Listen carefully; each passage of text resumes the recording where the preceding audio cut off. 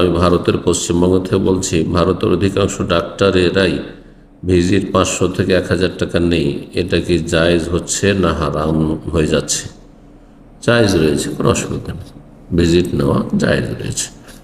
তবে যখন অভাবী লোকেরা আসবে চিকিৎসার জন্য, তখন তাদের জন্য ছাড় দেওয়া অথবা তাদের ফ্রি করে দেওয়া এটি মানবতার দাবি এবং ইসলামের দিক নির্দেশনা, এবং এর বড় ফজিলত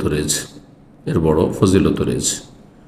মানুষ যতক্ষণ মানুষের সাহায্য করবে, আল্লাহর সাহায্য তার সাথে ততক্ষণ বা ততদিন পর্যন্ত থাকবে।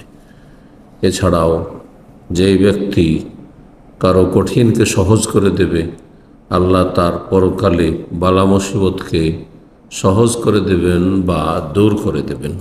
এইরকম বিভিন্ন হাদিসগুলি রয়েছে। সুতরাং একজন মুসলিম শুধু দুনিয়াদার হবে না, কমার্শিয়াল হবে না, পেট পূজারি হবে না, বরং আখিরাতমুখী হবে। আল্লাহ রাব্বুল আলামিন যেন আমাদের সকলকে কল্যাণমূলক কাজের তৌফিক দান করেন।